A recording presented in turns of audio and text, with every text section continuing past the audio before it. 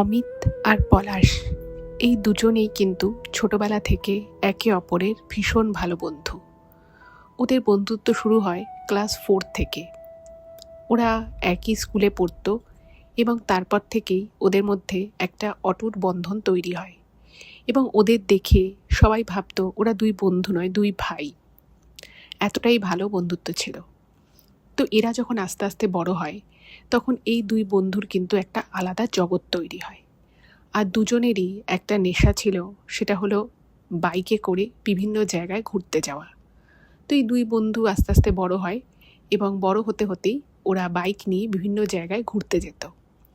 এরকমই ওরা একবার দার্জিলিং ঘুরতে যায় বাইক নিয়ে এবং সেখানকারই একটা রিমোট জায়গায় একটা হোমস্টে বুক করে এবং সেখানেই ওরা 5 দিন থাকবে সেটাই প্ল্যান হয় এবং সেখান থেকে ওরা বিভিন্ন জায়গায় ট্রেকিং করবে। এটা ছিল ওদের প্ল্যান। সেই মতো ওরা কলকাতা থেকে বাইক নিয়ে দার্জিলিংয়ের উদ্দেশ্যে বেরিয়ে পড়ে এবং ওদের যে হোমস্টেটা ছিল সেই জায়গাটা কিন্তু দার্জিলিং থেকেও আরও অনেকটাই উপরে, কিছুটা কার্শিয়াংয়ের দিকে বলা যেতে পারে। সেখানে যায় এবং সেখানে গিয়ে ওদের যে রিমোট লোকেশানে যে হোমস্টেটা ছিল সেখানে ওরা পৌঁছেও যায় এবং সেখানে গিয়ে দেখছে যে হোমস্টেটা একদমই নতুন এবং এই হোমস্টেটা কিন্তু ওরা কোনো রকম কোনো সাইট থেকে, মানে কোনো ওয়েবসাইট থেকে বুক করেছিল সেরকম নয়। অমিত যেখানে কাজ করতো সেখানে একজন আর কি রেকমেন্ডেশন দিয়েছিল যে এই হোমস্টেটা একদম নতুন, তো তোমরা যদি কেউ আর কি যেতে চাও এখানে থাকতে পারো। আপাতত 2টো রুমই আছে এবং আরও ওদের রুম তৈরি হচ্ছে, আরও 3-4টে হয়তো রুম হবে। তো সেরকমভাবে ওরা রেকমেন্ডেশন পায় এবং খুব অ্যাফোর্ডেবল প্রাইসে খাওয়া সমেত ওরা ওখানে থাকার একটা আর কি অফার পায়। তো 5 দিনের জন্য ওরা বুক করে নিয়েছিল। আর অমিত পলাশ দুজনেই কিন্তু মানে প্রচণ্ড ঘুরতে ভালোবাসে, প্রচণ্ড অ্যাডভেঞ্চার ভালোবাসে, এগুলো আর কি ওদের খুব পছন্দ। এবার ওরা যখন ওখানে যায় তো গিয়ে দেখছে যে যেখানটায় আর কি যেখানে আর কি হোমস্টেটা তৈরি হয়েছে সেই জায়গায় কিন্তু ডাইরেক্ট কোনো গাড়ি উঠবে না, মানে এতটাই খাড়াই পথ যে মানে হেঁটেই উঠতে হবে। তো একটা ফোন নাম্বার ছিল, ওখানে এসে ওরা ফোন করে, ওরা তো আর জানতো না জায়গাটা এক্স্যাক্ট কোথায়, ওরা জাস্ট মোবাইলে ছবি দেখেছিল। তো তখন বলেন যে আপনারা এই জায়গাটা দাঁড়ান, আমাদের লোক যাচ্ছে আপনাদেরকে নিয়ে আসবে। তো একটা ভদ্রলোক এসে লোকটা বলে যে আমাদের হোমস্টেটা এই রাস্তা দিয়ে উঠে যেতে হবে। তো তখন ওরা দেখছে যে একটা সরু রাস্তা একদম খাড়াই এবং ওদের সাথে 2টো ব্যাগ রয়েছে। তো ভাবছে যে এই রাস্তা দিয়ে যেতে হবে। তখনই ভদ্রলোক বলছে, হ্যাঁ আসলে আমরা এখানে হোমস্টেটা করেছি 1-2 বছরের মধ্যে আমাদের নিচ থেকে একটা সোজা রাস্তা তৈরি হওয়ার প্ল্যান আছে, কিন্তু এক্ষুনি হয়তো সেটা হবে না। তো বলে যে আপনি আমাকে ব্যাগগুলো দিয়ে দিন এবং আপনারা আস্তে আস্তে হেঁটে হেঁটে উঠুন, জাস্ট এই চড়াইটা পার হলেই আমাদের হোমস্টেটা। তো তখন অমিত বলছে যে যদি কোনো বয়স্ক ব্যক্তি আসে বা এমন কেউ আসে যার ধরুন এতটা ওইভাবে ওঠা সম্ভব নয়, পায়ে ব্যথা, তো তখন লোকটা বলছে না না দাদা চিন্তা করবেন না, আমাদের এই হোমস্টেটা কমপ্লিট হয়ে গেলে আমরা এখান দিয়ে একটা রাস্তা তৈরির একটা পরিকল্পনা নিয়েছি, আমরা পারমিশনও করানোর ব্যবস্থা করছি। তো সে কদিন মানে ট্যুরিস্টদেরকে একটু কষ্ট করতে হবে, কিন্তু লোকটা বলছে যে এতটা উঁচুতে বলে আপনারা কিন্তু খুব সুন্দর একটা ভিউ পাবেন আর খুব শান্ত নিরিবিলি পরিবেশ। এই জায়গাটায় কিন্তু মানে আপনারা যারা থাকবেন তাদের কিন্তু প্রচণ্ড রকমভাবে প্রাইভেসি মেনটেন হবে, আপনারা কোনো গাড়ি ঘোড়ার আওয়াজ পাবেন না, খুব সুন্দরভাবে প্রকৃতিকে এনজয় করতে পারবেন। এবং ওরা যখন ওই জায়গাটা উঠতে মোটামুটি 5 থেকে 7 মিনিট সময় লাগবে, একদম সুস্থ ব্যক্তিরও 5 থেকে 7 মিনিট ওই চড়াইটা উঠতে সময় লেগে যাবে। দেখছে সত্যিকারেরই মানে অপূর্ব আর কি, অনেকটা উঁচুতে, সেই জন্য পুরো মানে হিল টপ বলা যেতে পারে এবং 360 একটা ভিউ রয়েছে, খুব সুন্দর লাগছে। এবার তখন ওরা বলল যে আচ্ছা এই ঘটনাটা যে আমি বলছি আপনাদেরকে এটা কিন্তু 2017 সালের ঘটনা। তো তো লোকটা ওদের মানে যে লাগেজগুলো ছিল 2টো ব্যাগ, তো সেই ব্যাগগুলো এনে দিল এবং যে লোকটা নিচে গেছিল সেই লোকটাই আবার রিসেপশানে বসে। তো সে রিসেপশানে বসে, তো ভদ্রলোকের যে একজন মেয়ে রয়েছে, একটি মেয়ে এবং ওনার ওয়াইফ, এই 3জনে মিলেই কিন্তু এই হোমস্টেটা চালায়। এবং ওনাকে যখন জিজ্ঞেস করে যে এই হোমস্টেটা কি আপনার, তো উনি বলেন উনি আর ওনার আর একজন বন্ধু রয়েছে, দুজনে পার্টনারশিপ করে এই হোমস্টেটা চালাচ্ছে। বলছে যে আমাদের হোমস্টেটা একদমই নতুন আর এর আগে আপনাদের আগে 2টো রুমই আমাদের আছে, তো এর আগে 4-5 জন ট্যুরিস্ট এসেছে, খুব বেশি ট্যুরিস্ট এখনও আসেনি, কিন্তু আমরা আশা করছি আমাদের প্রচুর বুকিং হচ্ছে, আশা করছি আমাদের হোমস্টেটারও কাজ তাড়াতাড়ি শেষ হয়ে যাবে এবং আপনাদেরও খুব ভালো লাগবে। ব্যবহার খুবই ভালো, এবং উনি বললেন যে আপনাদের যা দরকার হবে আমাদেরকে বলবেন। যাওয়ার সাথে সাথে ওদেরকে চা দিয়েছে, স্ন্যাক্স দিয়েছে, এবং দুপুরবেলা কি খাবেন সেটা জিজ্ঞেস করেছে, বলেছে যে আমরা রান্নাবাড়ি সব করে রাখবো। এবং আশেপাশে কিন্তু কোনো দোকান নেই, মানে ইভেন একটা চায়ের দোকান বা মোমো চাউমিন কিচ্ছু নেই, জাস্ট কিচ্ছু নেই, মানে যা খাওয়া দাওয়া করতে হবে হোমস্টেতেই করতে হবে। তো সেই জন্য লোকটা বলে যে আপনারা তো এখানে 5 দিন থাকবেন, আপনাদেরকে আমি একটা মানে মেনু চার্ট দিয়ে দেবো, আপনাদের যদি মনে হয় যে না এটা খাবো না, তার বদলে অন্য কিছু খাবো, আপনারা কিন্তু আমাদেরকে একদিন আগে জানিয়ে দেবেন, কারণ আমাদের এখান থেকে মার্কেট অনেকটা, আর আমরা যা মার্কেট যাই দিনে একবারই, মানে দিনে দিনে যাই, রাত বিকেলের পরে আমরা এখান থেকে খুব একটা বেরোই না। তো ওরা বললো না না ঠিক আছে, কোনো ব্যাপার না, আমরাও তো এখানে কন্টিনিউয়াস মানে এখানটাতেই থাকবো, কিন্তু আমরা তো ঘুরবো, ফলে আমাদের খাওয়া দাওয়া নিয়ে অত কিছু মানে অত চাপ কিছু নেই, আপনারা যা দেবেন একটু টেস্টি করে বানাবেন, ব্যাস তাহলেই হলো। এবার ওই হোমস্টেটায় এসে না ওদের বেশ ভালো লাগছে, মানে খুব ছিমছাম, এমন নয় যে খুব লাক্সারি প্রপার্টি, সেটা নয়, কিন্তু খুব সুন্দর গোছানো, পরিষ্কার পরিচ্ছন্ন, প্রচুর গাছ আছে, ছোটো ছোটো ফুলের গাছ আছে, ফলের গাছ আছে, বেশ সুন্দর। এবার ওই হোমস্টেতেই বললাম যে ভদ্রলোকের যে মেয়ে, সেই মেয়েটি ওই হোমস্টে মানে পিছনে ওদের একটা ঘর মতো আছে, একটা বড় ঘর, একটা ছোট্ট ঘর, ওটা হচ্ছে ওদের বাড়ি আর কি, ওরা ওখানেই থাকে, ওদের মানে খাওয়া দাওয়া সব ওখানেই আর কি ওদের সব হয়। তো দেখছি ওই যে মেয়েটি, সেই মেয়েটির বয়স হবে ওই 16-17 এরকম বয়স হবে, মেয়েটা আর কি ওদের জন্য রান্না করছে। আর ভদ্রমহিলা যিনি, তিনি ঘরের কাজ করে, তারপরে কাচাকাচির কাজ সব রকম করে। তো ওদের পরের দিন আর কি সকালবেলা যে ব্রেকফাস্টটা বানিয়েছে, লুচি তরকারি এই সমস্ত কিছু, তো ওই মেয়েটা বানিয়েছে। এবার ওদের কি আছে, হোমস্টের পাশে একটা বড় কিচেন রয়েছে, এবং কিচেনের সাথে লাগোয়া একটা বিশাল ডাইনিং রুম, মানে মোটামুটি ওখানে ধরুন 8-10 জন খেতে পারবে অ্যাট এ টাইম। তো ওখানে মেয়েটি লুচি তরকারি সব টেবিলে রেখেছে, আর মেয়েটা খুব মিষ্টি দেখতে। তো মেয়েটি বেশ লাজুক হয়ে বলছে যে আমি তো বাঙালি রান্না অত বেশি জানি না, মানে হিন্দিতেই আর কি বলছে, আমি একটু একটু করে শিখছি, আপনারা খেয়ে একটু বলবেন হ্যাঁ কেমন হয়েছে। এবার মেয়েটি খাবার বেড়ে দিচ্ছে, আর মেয়েটির যে মা, সে রান্নাবাড়িতে আরও হেল্প করছে। আর ওদের একটা আবার ক্লাউড কিচেনও আছে, মানে ওদের ওখান থেকে রান্না হয়ে ওই হোমস্টের যে ভদ্রলোক, যে মালিক, সে আবার বিভিন্ন জায়গায় খাবার দেয়, ফলে ওর মেয়েটির যে মা, সে কিন্তু মানে দিনের অনেকটা সময় রান্না করেন। এবার মেয়েটি তো খুব ভালো, বারবার জিজ্ঞেস করছে কিছু লাগবে কি না, লুচি লাগবে কি না, তরকারি লাগবে কি না, মিষ্টি লাগবে কি না, কেমন খেতে হয়েছে, সব কিছু খুব মানে খুব কেয়ারিং আর কি। এরপর তো ওরা ব্রেকফাস্ট করে বাইক নিয়ে বেরিয়ে যায়, কারণ ওদের বেশ মোটামুটি একটা প্ল্যান করা ছিল কোথায় কোথায় ঘুরবে, কি করবে। এবার ওখানে ওদের কিন্তু 5টা দিন খুব আনন্দে মজায় কাটে, কিন্তু এর মধ্যে একটা এমন ঘটনা ঘটে যায়, সেটা আপনারা ঘটনাটা যত বেশি শুনবেন বুঝতে পারবেন, যেটা কিন্তু অমিত বলে যে ছেলেটি ছিল তার জীবনের মোড়টাকেই ঘুরিয়ে দেয়। ওই 5 দিনের মধ্যেই কিন্তু সেই জিনিসটার সূত্রপাত। তারপরে আবার ওরা ট্যুর শেষ করে কলকাতায় ফিরে আসে, এবং তারপর কি হলো সেগুলো যদি আপনাদেরকে জানতে হয়, তাহলে কিন্তু আজকের এই এপিসোডটা আপনাদেরকে পুরোটা প্রথম থেকে শেষ অবধি মন দিয়ে শুনতে হবে।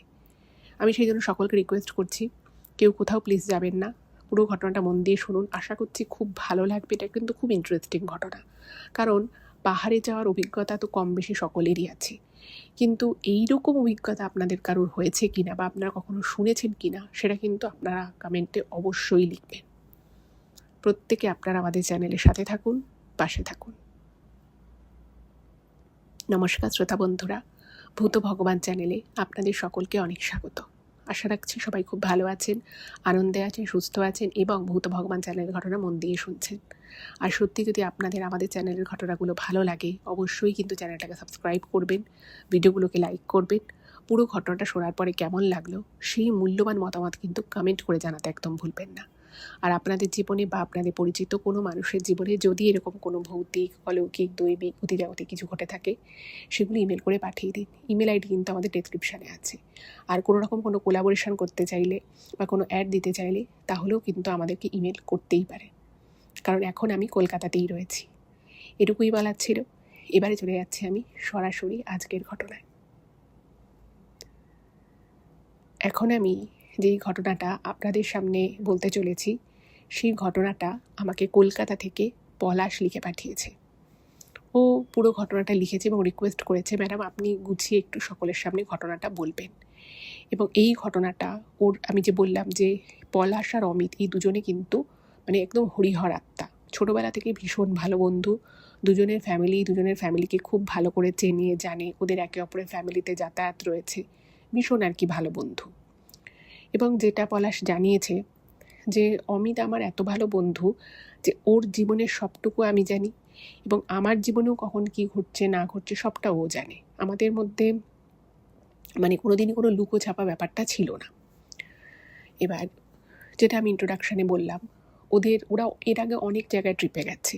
দুই বন্ধু মিলে কখনো মায়াপুর গেছে, কখনো মন্দারমণি গেছে, এরকম হয়েছে। আবার কখনো কখনো এরকমও হয়েছে যে ওরা কোনো একটা জায়গায় গেছে, গিয়ে সেখান থেকে মানে গিয়ে আবার চলে এসে সেখানে থাকেনি, কিন্তু গিয়ে চলে এসেছে। তারপরে এছাড়াও ওদের আর একটা বন্ধুদের গ্রুপ আছে, তাদের সাথেও ঘুরতে গেছে, এরকম প্রচুর গেছে। তো এইরকম একটা অভিজ্ঞতা যে হবে সেটা কিন্তু ওরা স্বপ্নেও ভাবতে পারেনি। এবার ওই যে বললাম, ওদের একটা রাত, প্রথম রাতটা কাটলো, খুব ভালোভাবে ছিল, খাওয়া দাওয়া খুব ভালো ছিল। এবং পরের দিন সকালে মেয়েটির সাথে আর কি আলাপ হয়। মেয়েটিকে ওর মা বাবা আলাপ করিয়ে দেয় যে ও রান্নাবাড়ি করবে, তো আপনার একটুখানি দেখে বুঝে নেবেন, কিছু ভুল ত্রুটি হলে সেটাও বলে দেবেন। তো মেয়েটির ব্যবহারটা খুবই ভালো ছিল। এবার ওরা তো ব্রেকফাস্ট করে ঘুরতে বেরিয়ে গেছে। এবার ওদের যেটা প্ল্যান ছিল যে ওরা বাইক নিয়ে ওখান থেকে একটা ভিউ পয়েন্ট আছে সেখানে প্রথমে যাবে, এবং ওরা বলে দিয়েছিল যে আমরা লাঞ্চ এখানে করব না, কারণ আমরা বাইক নিয়ে বেরোচ্ছি, একবারে বিকেলবেলা বাড়িতে ঢুকবো, ফলে আমরা লাঞ্চ করব না, একদম আর্লি ডিনার করে নেব। এবার ওরা বিভিন্ন জায়গায় ঘুরছে। তো অমিত বলে যে ছেলেটি রয়েছে সে বারবার পলাশকে বলছে, এই মেয়েটা কি সুন্দর না, মেয়েটা কত সুন্দর করে আমাদের খেতে দিচ্ছিল, কত ভালো ব্যবহার, মেয়েটা পাহাড়ি মেয়ে কিন্তু বাঙালি রান্না জানে, বাঙালি রান্না শিখেছে। আমাদের শহরের মেয়েরা কিন্তু এত তাড়াতাড়ি কোনো একটা কালচারকে এতটা আপন করে নিতে কিন্তু পারে না। এবার এই কথাটা অমিতের মুখে শুনে পলাশ না প্রথমে একটু অবাক হয়ে যায় যে বাবা, হঠাৎ করে এই মেয়েটা খেতে দিয়েছে, রান্না করেছে বলে ও এত অভিভূত হয়ে গেছে। তো ও কিছু বলেনি, বলেছে হ্যাঁ সেটাই ভালো, এরকম বলেছে। এবার ঘুরে ঠুরে ওরা আবার সন্ধ্যের আগেই ওখানে আবার হোমস্টেতে চলে এসেছে। তো এই আসার পরে দেখছি মেয়েটা বলছে যে আমি বাঙালির মতো করে ফুলকপি দিয়ে সিঙ্গাড়া বানিয়েছি। মেয়েটি বলছে আমি এর আগে এভাবে বাঙালি সিঙ্গাড়া কখনো বানাইনি, আমি ভিডিও দেখে বানিয়েছি, একটু খেয়ে বলুন তো আপনারা কেমন হয়েছে। মেয়েটা কিন্তু কথাবার্তা যা বলছে সবটাই কিন্তু হিন্দিতে বলছে। এবার পলাশ দেখছে যে ওর বন্ধু অমিত ও খুব এক্সাইটেড হয়ে গেছে। ও বলছে হ্যাঁ দেখি। তো মেয়েটা দিয়েছে সিঙ্গাড়া একটা, আর পলাশকেও দিয়েছে। তো ও খেয়ে পলাশও খাচ্ছে, তো দেখছে ঠিক আছে মোটামুটি হয়েছে, খুব ভালো প্রশংসা করার মতোও কিছু না, আবার খুব খারাপ হয়েছে সেটাও বলা যায় না, ঠিকঠাক। কিন্তু অমিতের সিঙ্গাড়াটা খেয়ে এত ভালো লেগেছে, মেয়েটাকে তো বারবার বলছে হ্যাঁ খুব ভালো সিঙ্গাড়া বানিয়েছো, খুব ভালো হয়েছে খেতে, খুব প্রশংসা করেছে, আর মেয়েটাও খুব খুশি। তো এবারে ওদেরকে বলছে যে ডিনারটা তাহলে কখন দেব। তো মেয়েটার মাও আর কি রান্নায় হেল্প করছে। এবার ওরা বলেছে যে আমাদের এই সময় ডিনারটা দিয়ে দেবে 7:30 নাগাদ। তো ওরা বলেছে ঠিক আছে। এবার রুমে আসার পরে অমিত ওই সিঙ্গাড়াটা খেয়ে এত ওর ভালো লেগেছে, ও বারবার বলছে দেখলি মেয়েটা কি সুন্দর সিঙ্গাড়া বানিয়েছে। মেয়েটা বলছে যে ও প্রথমবার এভাবে বাঙালি সিঙ্গাড়া বানিয়েছে, কিন্তু এত ভালো বানিয়েছে বাবা, দোকান ফেল হয়ে যাবে, কলকাতার দোকানেও মনে হয় এত ভালো সিঙ্গাড়া পাওয়া যায় না। তো অনেকক্ষণ ধরে পলাশ শুনছে, তো শোনার পরে বলছে যে আচ্ছা অমিত, তোর কি মনে হয় না তুই একটু বেশি বেশি বলছিস, সিঙ্গাড়াটা ঠিকঠাক ছিল, ছোট মেয়ে বানিয়েছে, মেয়েটা এর আগে বানায়নি, সেদিক থেকে দেখতে গেলে ঠিক আছে, মেয়েটা ভালোই বানিয়েছে, কিন্তু তুই যতটা প্রশংসা করছিস ততটাই কি ভালো হয়েছে সিঙ্গাড়াটা। এবার এই কথাটা যখন পলাশ অমিতকে বলেছে, অমিতের না একটু লজ্জা লেগে গেছে। ও বলছে, না মানে তা কেউ একজন বানিয়েছে, আর আমরা, তুই আর আমি এখানে আছি, আর তো কোনো ট্যুরিস্ট এখানে নেই, তো আমরা যদি মেয়েটাকে একটু এনকারেজ না করি, আমরা যদি ভালো কথা না বলি, তো মেয়েটারও মন খারাপ হবে। তো সেই জন্যই একটু বাড়িয়ে বাড়িয়ে বলছিলাম। হ্যাঁ, হয়েছে, মোটামুটি হয়েছে, খুব ভালো হয়েছে সেটা তো বলা যায় না। তো অমিতের এই মানে হাবভাবটা দেখে না মানে পলাশের একটুখানি কীরকম কীরকম লাগছে, যে এত ছোটোবেলা থেকে দুজনে বন্ধু, কখনো কোনো মেয়ের প্রতি বা কোনো কেউ একটা কিছু বানিয়েছে বা কোনো মেয়ের প্রতি এতটা ইন্টারেস্ট বা এতটা কিছু না দেখেনি কোনো দিন। তো এবার ডিনার বানিয়েছে, তো ডিনার দিতে মেয়েটার বাবা এসেছে, খাবারগুলো আর কি ট্রেতে করে নিয়ে এসেছে। কারণ ওরা বললো যে ওদের যে ডাইনিং হলটা রয়েছে, সেই ডাইনিং হলে নাকি কিছু তেল ফেল পড়ে গেছে, তো সেটা ওর জন্য ক্লিন করা হচ্ছে। বলছে যে আপনারা আজকের দিনটা রুমে খেয়ে নিন। তো ওরা বলেছে হ্যাঁ ঠিক আছে, কোনো ব্যাপার না। তো মেয়েটা বলছে যে আমি পরোটা আজকে বানিয়েছি, দেখবেন তো খেয়ে কেমন হয়েছে, একদম আলুর পরোটা যেরকম হয় আমি সেরকম বানিয়েছি। তো তখন পলাশ আর কি বলছে যে আমাদেরকে বাঙালি খাবারই দিতে হবে তার কিন্তু কোনো মানে নেই, আমরা পাহাড়ে আছি, 5 দিন থাকবো, তো আমরা এখানকার পাহাড়ি খাবারও টেস্ট করতে চাই। তো তখন ভদ্রলোক বললো ঠিক আছে, আমরা সকালবেলা আপনাদেরকে মানে কালকে পুরো দিনটাই আমরা আমাদের এখানে পাহাড়ের যে শাকগুলো হয়, সেই শাক, পাহাড়ি একটা মাংস হয়, সেগুলো আমরা আপনাদেরকে করে খাওয়াবো। তখন ওরা বললো ঠিক আছে। এবার দিয়ে টিয়ে চলে গেছে। এবার আবার সেই অমিতের একই ব্যাপার, মানে ওই মেয়েটা পরোটা বানিয়েছে যেই বলেছে, মানে ও বলেছিল যে আমার খেতে দেরি আছে, কিন্তু যে মুহূর্তে খাবারটা দিয়ে গেছে তার 10 মিনিটের মধ্যে অমিত বলছে যে আমার না খুব খিদে পেয়ে গেছে। তো পলাশ বলছে তাই তুই খেয়ে নে, আমি একটু পরে খাবো। তো পরোটাটা খাচ্ছে আর এত প্রশংসা করছে পরোটাটার। তো পলাশ ভাবছে যে সত্যিই এত ভালো হয়েছে পরোটাটা, কই খেয়ে দেখি। তো দেখছে যে পরোটায় রীতিমতো নুন বেশি, কিন্তু অদ্ভুতভাবে অমিতের মনেই হচ্ছে না। আর অমিত কিন্তু, যেটা পলাশ লিখেছে, ও কিন্তু ফুড ক্রিটিক, মানে খাবারে যদি কিছু কম বেশি থাকে ও কিন্তু খুব চট করে বুঝে যায়। আর খাওয়া নিয়ে ওর যথেষ্ট নলেজও আছে, ও বিভিন্ন জায়গায় খাওয়ার বিষয়ে ওর আর কি অভিজ্ঞতা আছে, ও নিজেও ইভেন ভালো রান্না করে। তো পলাশ বলছে যে তুই বুঝতে পারছিস না নুন বেশি হয়েছে? তখন বলছে হ্যাঁ একটু সামান্য নুন বেশি আছে, কিন্তু দেখ মেয়েটা আমাদের কথা ভেবে যে রান্নাটা করেছে এটাই তো অনেক বড় বিষয়। যাই হোক, তো পলাশ বুঝতে পারছে যে অমিত একটু বেশি বেশি বলছে, কিন্তু কেন এরকম করছে কিছু বুঝতে পারছে না। এবার যাই হোক, ওরা দুজনে কিছুক্ষণ গল্প টল্প করে তারপরে শুয়ে পড়ে। এবার সকালবেলা যখন পলাশের ঘুম ভাঙে, পলাশ দেখছে দরজা খোলা, মানে অমিত অলরেডি রুম থেকে বেরিয়ে গেছে।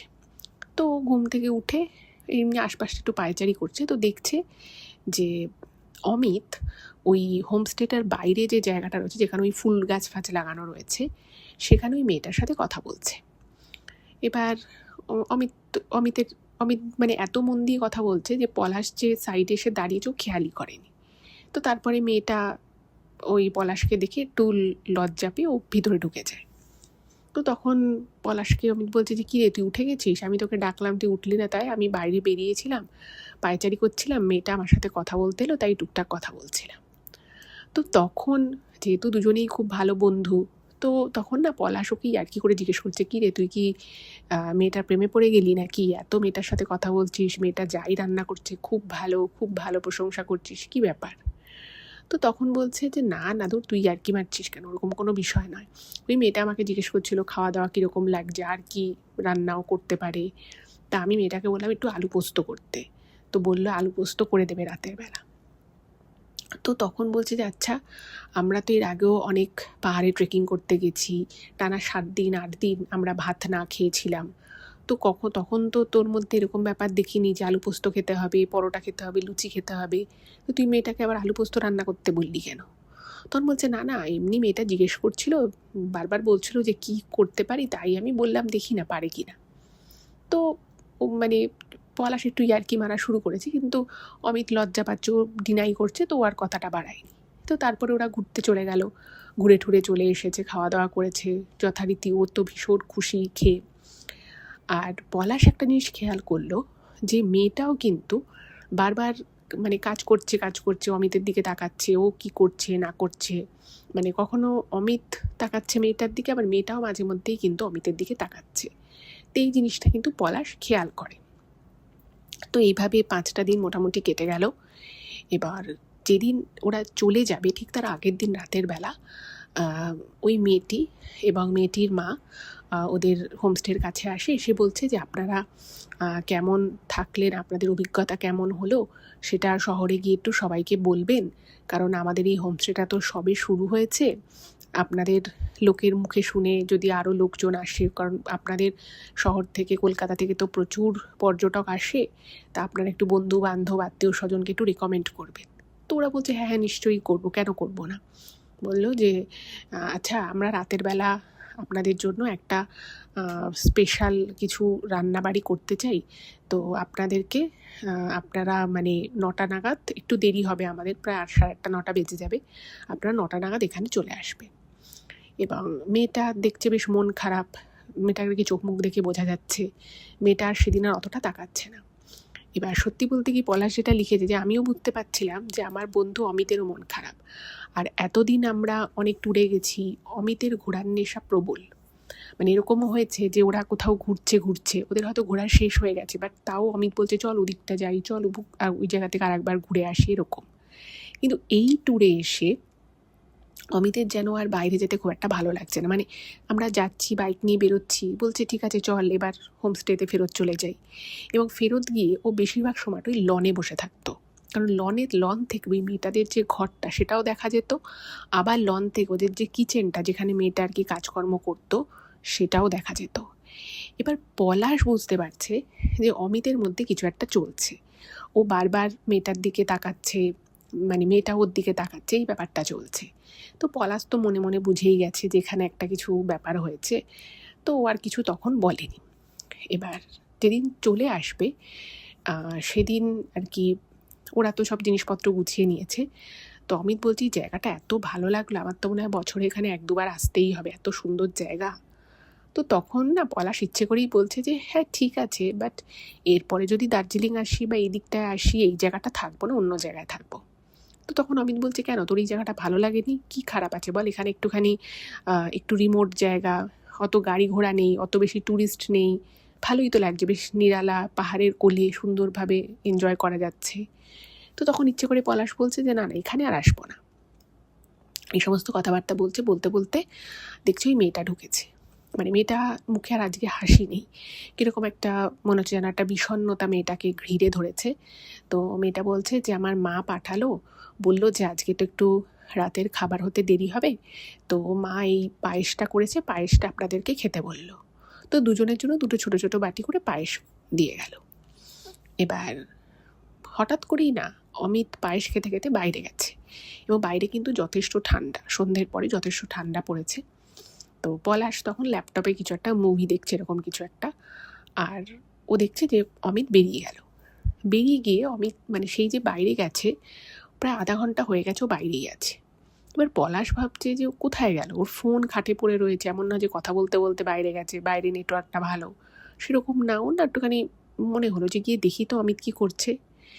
তো ও যখন বেরিয়েছে, ঘর থেকে বেরিয়ে দেখছে যে অমিত মেয়েটার সাথে কথা বলছে, মানে অন্ধকার জায়গাটা, অতটা আলো নেই, মানে ওদের যে ওই গার্ডেন এরিয়াটা রয়েছে না সেখানে আলো আছে কিন্তু সেটা সাফিসিয়েন্ট নয়। তো পলাশ ভাবছে যে ও মেয়েটার সাথে এইখানে এভাবে কথা বলছে, ওর না একটুখানি ব্যাপারটা অড লাগলো, যে প্রথম কথা হচ্ছে এখানে আমরা দুজন ছাড়া আর কেউ নেই, আর এভাবে একটা মেয়ের সাথে এভাবে এতক্ষণ ধরে কথা বলছে, কি এমন বলছে, ওর না একটুখানি ব্যাপারটা খটকা লাগে। তো ও তখন হঠাৎ করেই মানে পলাশ মানে অমিতকে বলছে এই তোর ফোনটা রিং করছিল, তুই ফোনটা রিসিভ কর, তোর বাড়ি থেকে মনে হয় কল করছে। তো তখন না অমিত মানে মনে হলো যেন একটুখানি মানে চমকে গেল। তো বলছে হ্যাঁ হ্যাঁ আসছি ভাই বলে ও ঘরে চলে আসে। আসার পরে পলাশ ওকে বলছে যে কী রে তুই মেয়েটার সাথে কী কথা বলছিলি। তখন অমিত একটুখানি চুপ করে থাকার পরে বলছে যে আমি আসলে বাইরে গেছিলাম ঠিকই, আসলে আমার মনটা কীরকম একটা লাগছিল, কিন্তু আমি দেখি যে মেয়েটা সামনে আছে, মেয়েটা এসে আমাকে হঠাৎ করে বলছে যে আপনার ফোন নাম্বারটা পাওয়া গেলে খুব ভালো হতো। তো আমি একবার জিজ্ঞেস করলাম যে ফোন নাম্বার মানে কি দিতে লাগবে, তখন বলছে হ্যাঁ ফোন নাম্বারটা পেলে আপনার সাথে একটু কথাবার্তা বলতাম। এবার তখন বলছে আরে মানে পলাশ আর কি বলছে যে ভারী অদ্ভুত মেয়ে, তো এখানে তো প্রচুর টুরিস্টই আসে, ও সবার থেকে মেয়েটা কি তার নাম্বার নেয়, পার্সোনাল নাম্বার নেয়। তখন বলছে না আসলে আমরা কদিন ছিলাম, মেয়েটা ওর ফ্যামিলির খুব ভালো লাগছিল, আমরা চলে যাব বলে ওরও মনটা খারাপ। তো তখন না পলাশ বলছে যে শোন, যা বোঝার আমি বুঝে গেছি, আমি আর এখানে তোকে কিছু বলছি না, তুইও মেয়েটার প্রেমে পড়ে গেছিস, মেয়েটাও তোর প্রেমে পড়ে গেছে। আমি অনেকক্ষণ থেকেই এই কদিনে আমি তো খেয়াল করলাম তুইও মেয়েটার দিকে তাকাচ্ছিস, মেয়েটাও তোর দিকে তাকাচ্ছে, ঠিক আছে, ভালো ব্যাপার, স্বাভাবিক, মানে মেয়েটার যদি তোকে ভালো লাগে ও তোর ফোন নাম্বার চাইবে, তোরা কথাবার্তা বলবি, এটাই স্বাভাবিক। অমিত বলছে দূর ভাই, তুই কী সব বলছিস, আর কি মারছিস, এরকম একদম কোনো ব্যাপার নয়, তুই একটা বেকার কথা বলছিস। তখন বলতে আচ্ছা তোর কি মনে হয়, মেয়েটা কি শুধু শুধু তোর নাম্বার চাইলো, আর এতক্ষণ তোরা শুধু নাম্বার নেওয়ার মানে নাম্বার দেওয়ার জন্যই কথাবার্তা বলছিলি? বলছে না, আসলে সেটা নয়, মেয়েটা বলছিল যে ওর এখানে থাকতে ভালো লাগে না, এখানে ওকে সারাদিন কাজকর্ম করতে হয়, এখন ট্যুরিস্ট কম আছে, এরপরে আরও ট্যুরিস্ট বাড়বে, পুরো কাজটাই ওকে করতে হবে, ওর বাবা মা ওকে কাজ না করলে খুব বকাঝকা করে, মারধর করে, সেসব বলছিল, আমার শুনে খুব খারাপ লাগছিল। তো তখন না পলাশের একটু অড লাগে যে যে ছেলেটা জাস্ট কদিন এসছে, 4-5 দিনই হয়েছে ওরা এসেছে, বলছে যে তুই একটা ট্যুরিস্ট, ও তোকে চেনে না জানে না, আমরা এখানে 4-5 দিন রইলাম, তাতে ও তোকে বিশ্বাস করে এত কথা বলে দিল। বলছে হ্যাঁ, মেয়েটা আসলে হয়তো খুব অসহায়, মেয়েটা আর কি এখানে থাকে, ওর মা বাবা ওকে এখানে এনে বলেছে যে এই কাজগুলো তোকে করতে হবে। তখন বলছে কেন, ওদের হোমস্টে, ওরা যদি কাজ করেও তাতে অসুবিধেটা কী আছে, এখানে অনেকেই এটা করে। আমার বলছে না, আসলে আরও মনে হয় কোনো ব্যাপার আছে, মেয়েটা আমাকে হয়তো বলতে চায় বাট হয়তো বলতে পারছে না। তো পলাশ দেখছে যে অমিত মেয়েটাকে নিয়ে খুব কনসার্নড। তো তখন অমিত পলাশকে বলছে আচ্ছা, আমি যদি মেয়েটার হাতে একটু টাকা দিই তাহলে মেয়েটার কি একটু উপকার হবে, মেয়েটা হয়তো নিজের পছন্দের কিছুই কিনতে পারে না, মানে অ্যাকচুয়ালি ও যেটা বলছে যে মেয়েটারা নাকি 4 বোন 2 ভাই, এবার ওর বাকি যে বোনগুলো রয়েছে তাদের বিয়ে হয়ে গেছে, আর ওর যে 2 ভাই রয়েছে সেই 2 ভাই স্কুলে পড়াশুনো করে, মেয়েটা নাকি কিছু দূর পড়াশুনো করেছে, তারপর মেয়েটার পড়াশুনো ছাড়িয়ে দিয়েছে, এবং মেয়েটাকে বলেছে যে তুই এইখানে হোমস্টে হবে, এখানে তুই রান্নার কাজ করবি। তো বলছে যাচ্ছে আমি যদি মেয়েটার হাতে 2-3 হাজার টাকা দিই তাহলে হয়তো মেয়েটা ইচ্ছে মতো কিছু কেনাকাটা করতে পারবে, অল্প বয়সী মেয়ে, ওর সাজগোজ করতে ইচ্ছে হতে পারে। তো তখন পলাশ বলছে যে হ্যাঁ, সেটা তো তুই দিতেই পারিস, কিন্তু এভাবে টাকা মেয়েটার হাতে দেওয়াটা কি ঠিক? আর মেয়েটা যদি সত্যিই কোনো সমস্যার মধ্যে থাকে, সেই সমস্যাটা তার 2-3 হাজার টাকা দিয়ে মিটবে না।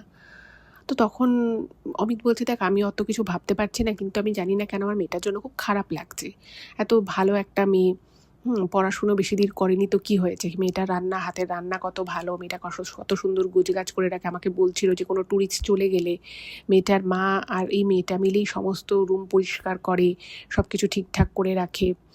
তো এর আগেও নাকি ওদের একটা হোমস্টে ছিল, সেখানে নাকি মেয়েটা 2 বছর আগে আর কি, তো সেখানেও নাকি মেয়েটির মাই সমস্ত দেখভাল করতো, রান্নাবাড়ি করতো। বলছে আমার না মেয়েটার জন্য খুব খারাপ লাগছে, মেয়েটার বাবা মা মেয়েটাকে দিয়ে এত খাটাখাটনি করায়। তো তখন পলাশ বলছে যে তুই কি একটু বেশি ভাবছিস না, এটা এখানে হয়তো খুব কমন, আর মেয়েটা তো ওর বাবা মায়ের সাথেই আছে, ওর বাবা মা কি ওর ক্ষতি চাইবে, ওর খারাপ চাইবে? তো তখন অমিত বলছে না রে, তুই বুঝতে পারছিস না, এদের অনেকগুলো তো ছেলে মেয়ে, ভাবছে যে একটা মেয়েকে যদি দিয়ে কাজকর্ম করিয়ে নেওয়া যায় হোমস্টেটা, তাহলে একটা লোক রাখতে হবে না, একটা লোক রাখতেও তো খরচা আছে, হয়তো মেয়েটাকে দিয়ে সেই কাজগুলো করিয়ে নিচ্ছে। তো এরকম ওরা আলোচনা করছে, তো এর মধ্যে ওদের খাবার এসছে, তো মেয়েটাও এসছে। তো মেয়েটা আর মেয়েটার বাবা বাবা আর কি খাবার ওই যে ডাইনিং হলটা সেখানে টেবিলে সাজিয়েছে, দেখছি অনেক রকমের খাবার করেছে, মানে পুরো পাহাড়ি যে থালি হয় ওদের, স্পেশাল যে ডাল হয়, তারপরে ওই একটা স্পেশাল আলু মাখা, 3 রকমের শাক, তারপরে একটা বড়া মতো ভাজা, খুব সুন্দর করে সাজিয়ে গুছিয়ে দিয়েছে। আর মেয়েটার বাবা মানে আর কি ওদের দুজনকে বলছে যে আমার স্ত্রী আর আমার মেয়ে মিলেই রান্নাটা করেছে, আর আপনাদের জন্য এই খাবারটা আমার মেয়ে বেড়ে দিয়েছে। তো বলছে আসলে আমাদের তো একটা ছোট ক্লাউড কিচেনও আছে, অনেক আশেপাশের অনেক জায়গা থেকে আমাদের অর্ডার আসে, তো আজকে আমাদের একটা বড় মাংসর অর্ডার এসছে, তো আমার স্ত্রী সেই জন্য বিধি আছে, আমার মেয়ে সাজিয়েছে, যদি কিছু আপনাদের কম বেশি মনে হয় চেয়ে নেবেন বলে যায়। এবং মেয়েটি তো খুবই কেয়ারিং, খুব ভালো আর কি। তো মেয়েটি বারবার বলছে যে আপনাদের কিছু লাগলে বলবেন, জল লাগলে বলবেন, কোনো খাবারে যদি নুন মিষ্টি কম থাকে, কম বেশি হয় সেটাও বলবেন। তো সত্যি অনেক রকমের খাবার দাবার রান্না করা হয়েছিল, খুব সুন্দর করে সাজিয়ে দিয়েছিল কাঁসার থালায়, সব একদম পারফেক্ট ছিল। কিন্তু পলাশের না সেই মুহূর্ত থেকেই মনে হচ্ছিল কিছু একটা গণ্ডগোল আছে। কারণ ওরা যে টাকা, মানে যে টাকায় আর কি ওরা হোমস্টে বুক করেছিল, পার ডে যে টাকাটা দাঁড়ায়, সেই টাকায় এত আয়োজন, আর ঘর ভালোই, মানে একদম নতুন হোমস্টে, ঘরগুলো যথেষ্ট ভালো। তো ভাবছি যে এটা নতুন বলে কি ওরা এত আদর আপ্যায়ন যত্ন করছে, না কি ব্যাপার। আর এই মেয়েটাকে সত্যিই দেখছে, মেয়েটা প্রচুর কাজ করছে, আর মেয়েটা যেভাবে ওদেরকে আর কি সাপোর্ট করছে, যেভাবে ওদেরকে আপ্যায়ন করছে, দেখে সত্যি চোখে পড়ার মতো বিষয়টা। আর পলাশ খেয়াল করছে যে অমিত মানে ওই 5 দিনেই মেয়েটির প্রতি কীরকম যেন একটা দুর্বল হয়ে গেছে। মানে এই প্রথম পলাশ দেখছে যে মানে অমিতের একটা মেয়ের প্রতি এতটা দুর্বলতা। তো ও আর কিছু বলেনি। এবং সেই দিন, লাস্ট দিন আর কি, পলাশ দেখছে যে মানে অমিত ঘুমোতে পারছে না, বারবার পায়চারি করছে, একবার ঘরের মধ্য থেকে বাইরে যাচ্ছে, একবার বাইরে থেকে ভিতরে আসছে। তো পলাশ না উঠে পড়ে বলতে চাচ্ছে, অমিত কি ব্যাপার বলতো, তুই তো আমার বন্ধু, তুই আমাকে মন খুলে বল তোর কি হয়েছে ব্যাপারটা, তুই এরকম করছিস কেন, তোর ঘুম আসছে না কেন? তখন বলছে না আমি কালকে চলে যাব, যে এত সুন্দর জায়গাটা ছেড়ে চলে যাব, তাই একটু মনটা কীরকম করছে। তো তখন পলাশ ডাইরেক্ট বলেছে, তোর কি মানে জায়গাটা ছেড়ে চলে যাব বলে মন খারাপ করছে, নাকি মেয়েটাকে কালকে থেকে দেখতে পাবি না, মেয়েটাকে ছেড়ে চলে যাবি সেই জন্য তোর মন খারাপ করছে? তো তখন অমিত চুপ করে থাকে, এবং কিছুক্ষণ চুপ করে থাকার পরে অমিত স্বীকার করে যে সত্যি বলতে কি মেয়েটার জন্যই বেশি খারাপ লাগছে। কারণ জানি না কেন আমার মনে হচ্ছে যে মেয়েটার সাথে হয়তো কিছু খারাপ হতে পারে, মেয়েটার হয়তো অনেক আশা আকাঙ্ক্ষা, একটা অল্প বয়সী মেয়ের অনেক কিছু ইচ্ছে হতে পারে, ও হয়তো মেয়েটা কিছুই করতে পারে না। তো অমিত আর কি বলছে যে আমি তো ভেবেছিলাম মেয়েটাকে হাতে কিছু টাকা দেবো, কিন্তু মেয়েটাকে আমি একা দেখতেই পেলাম না আজকে। মেয়েটার হাতে যে আমি টাকা দেবো, ওর বাবা মায়ের সামনে তার ওইভাবে টাকা দিতে পারবো না, আর আমি যদি এক্সট্রা টাকা মেয়েটার বাবা বা মাকে দিও, সেটা অবভিয়াসলি হয়তো মেয়েটার হাতে গিয়ে পৌঁছবে না। তো তখন পলাশ বললো যে দেখ, তুই খুব ভেবেচিন্তে কিন্তু এই কাজটা করিস। মানে অমিত বলছে যে আমি কালকে যেভাবেই হোক মেয়েটার সাথে একা দেখা করে আমি ওর হাতে টাকাটা দেবো। তো তখন পলাশ বলে যে দেখ, পাহাড়ি জায়গার মানুষেরা কিন্তু একটু অন্যরকম হয়, তুই ভালোর জন্য দিবি, কিন্তু হতেই পারে যেটা যদি ওর মা বা বাবা কেউ ব্যাপারটা জেনে যায় বা দেখে ফেলে, তাহলে কিন্তু বিষয়টা খারাপ হতে পারে। তো তখন বলছে যার কী আছে, আমি তো মেয়েটাকে কোনো অসম্মান করছি না, বা মেয়েটার সাথে আমি কোনো খারাপ কিছু করছি তাও নয়, আমি ওকে, ও এত কিছু করেছে, আমি খুশি হয়ে ওকে কিছু টাকা দিতে চাই, যাতে ও নিজের মতো করে যাতে খরচা করতে পারে, এর মধ্যে তো খারাপ কিছু নেই। তো তখন পলাশ বলে তবুও আমি তোকে বলছি খুব বুঝে কাজ করিস। এবার সারা রাত তো সেভাবে ঘুম হয়নি, পলাশ ঘুমিয়েছে কিন্তু অমিতের ঘুম হয়নি। তো একদম ভোরের দিকে অমিত ঘর থেকে বেরিয়ে ওদের একটা ঘরের সামনে এক ফালি বারান্দা মতো ছিল, তো বারান্দাটায় বসেছিল, মানে ওয়েট করছিল যে যদি মেয়েটা একবারও বেরোয় একা, তাহলে ওর সাথে কথা বলবে আর টাকাটা হাতে দেবে। ও 2000 টাকা আলাদা করে রেখেছিল। এবার মেয়েটার সামনে আর কি আসে, ও আর কি সকালবেলা ওই কিছু জল ভরে, যেটা বাইরে একটা কল ছিল, তো সেই কল থেকে জল ভরে, পাইপটাকে আর কি ফিট করে জল ভরার জন্য, তো সেটা করতে মেয়েটা আসে। তো সেদিনও যথারীতি মেয়েটা এসেছে, এবং মেয়েটার সাথে ও কথা বলে, মিনিট 10 কথা হয়, এবং অমিত 2000 টাকা মেয়েটাকে দেয়। অবভিয়াসলি মেয়েটা প্রথমে নাকি নিতে চায়নি, বাট অমিত জোর করে ওর হাতে 2000 টাকা দেয়, বলে যে না, এই টাকাটা আমি তোমাকে দিচ্ছি, তুমি তোমার মতো করে খরচা করো, আর আমি তোমাকে হয়তো মাঝে মধ্যে ফোন করবো, তুমি কিন্তু প্লিজ আমার ফোনটা রিসিভ করো। তো মেয়েটা বেশ খুশি হয়, এবং তারপরে ওরা ওখান থেকে ব্রেকফাস্ট করে বেরিয়ে পড়ে। এবং পুরো সময়টা মানে কিছুটা সময় অমিত আর কি বাইকটা চালাচ্ছিল, তো অমিত পুরো চুপ, মানে ওর ভীষণ মন খারাপ হয়ে গেছে ওই জায়গাটা ছেড়ে চলে আসতে।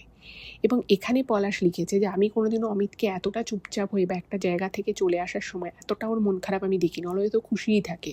মানে ও খুব হোমসিক ছেলে, ও যেখানেই ঘুরতে যায় সেখানে ঘুরলো, আনন্দ করলো, মজা করলো, সেটা ঠিক আছে, কিন্তু যেদিন বাড়ি ফেরার থাকে সেদিন ও সব থেকে বেশি আমাদের মধ্যে খুশি থাকতো, কারণ বাড়িতে যাব, মায়ের হাতের খাবার খাবো, বাড়ির সবার সাথে দেখা হবে, এইটা ওর মধ্যে সব সময় কাজ করে, এক্সেপ্ট দিস টাইম। মানে এই সময়টা ওর খুব খারাপ লাগছে মেয়েটাকে ছেড়ে ওভাবে চলে আসতে। তো পলাশ তো বুঝেই গেছে যে নিশ্চয়ই অমিত মেয়েটাকে ভালোবেসে ফেলেছে। এবার পুরো রাস্তাটা, মানে ওরা ওই দার্জিলিং থেকে এই যে কলকাতা আবার ব্যাক করলো, পুরো রাস্তাটা ও শুধু মেয়েটার কথা বলে যায়। এবার পলাশ ওকে বলছে যে আচ্ছা, তুই একটা জায়গায় ঘুরতে গেছিলি, সেখানে হয়তো তোর মেয়েটাকে ভালো লেগেছে, আমি ধরেই নিলাম, কিন্তু তুই মেয়েটার সম্পর্কে এত ভাবছিস কেন? ওর একটা ফ্যামিলি আছে, ও নিজের ভালো মন্দটা বোঝে, তুই ওর ব্যাপারে এত কেন বুঝতে যাচ্ছিস? তোর তো এত বোঝার দরকার নেই।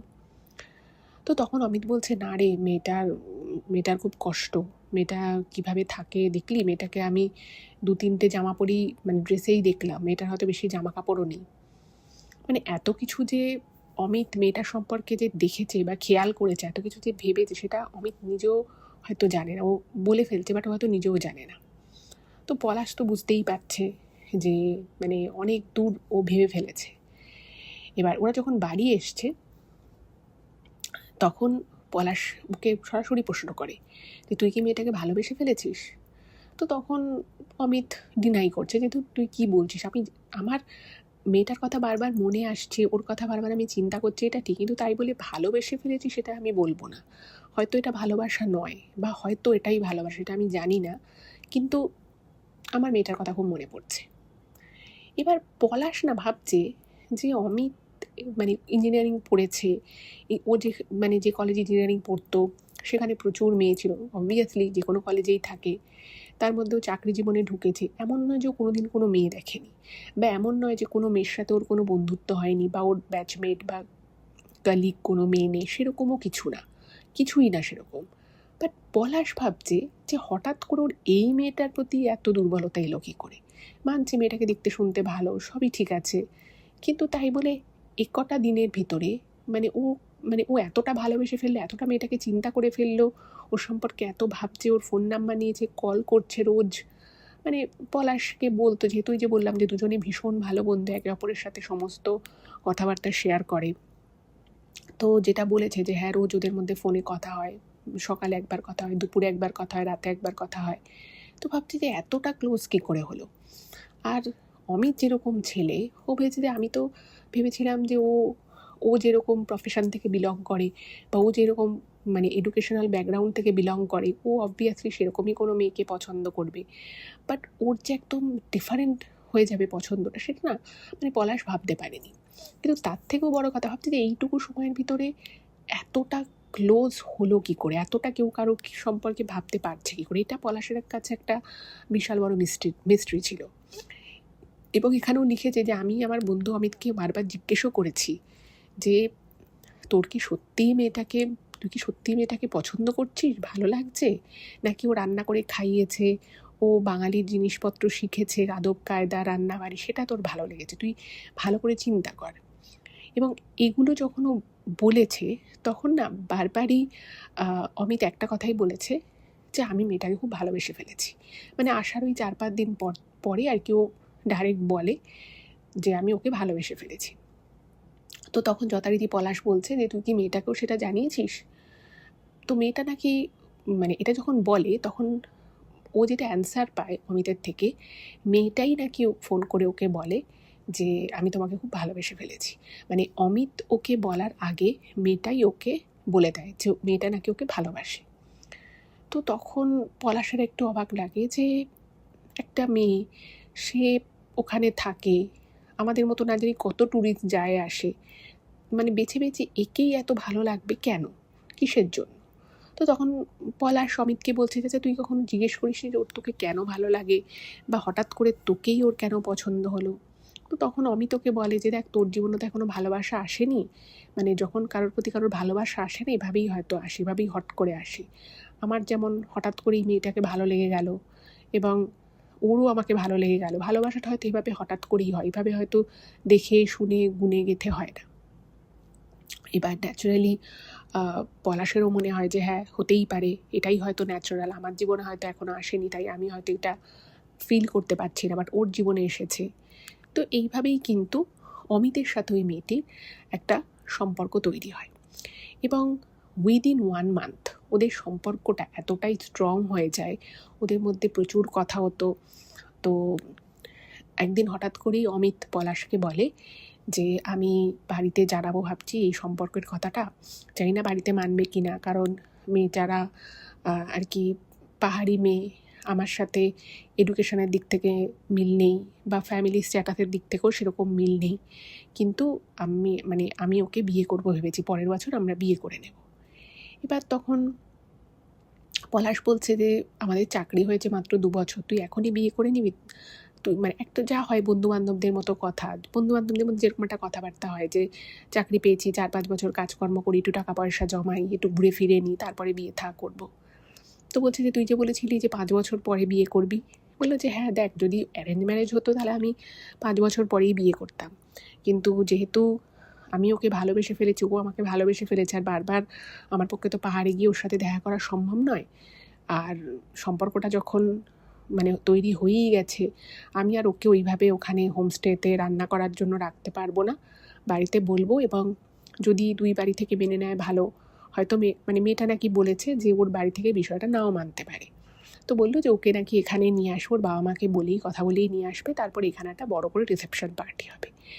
এত অবধি কথা কিন্তু ওদের ছেলে আর মেয়ে অমিতের সাথে ওই মেয়েটির হয়েও গেছে। তখনও কিন্তু অমিতের বাড়ির লোক এই মেয়েটির বিষয়ে কিছুই জানে না। তো পলাশ তো শুনে অবাক যে ও এত কিছু ভেবে ফেলেছে। তখন বলছে যে তুই শিওর? ও শিওর যে ওর বাড়ি ছেড়ে, ওর পাহাড়ি জায়গা সব কিছু ছেড়ে তোর কাছে চলে আসবে? বলছে হ্যাঁ, ও একদম শিওর, এবং ওই আমাকে এটা বলেছে যে আমার বাড়ি থেকে হয়তো মানবে না, যদি না মানে তাহলে তুমি আমার এখানে এসো, আমি মাকে বাবাকে বলি আমি বাড়ি থেকে বেরিয়ে যাব তোমার সাথে। এত দূর অবধি ওদের কথাবার্তা হয়ে গেছে। এবং এই জায়গার কথাবার্তাগুলো যখন পলাশ শুনে, কোথাও একটা পলাশের মনে হয় যে কিছু একটা গন্ডগোল হচ্ছে, আর সব কিছু যেন খুব তাড়াতাড়ি হচ্ছে।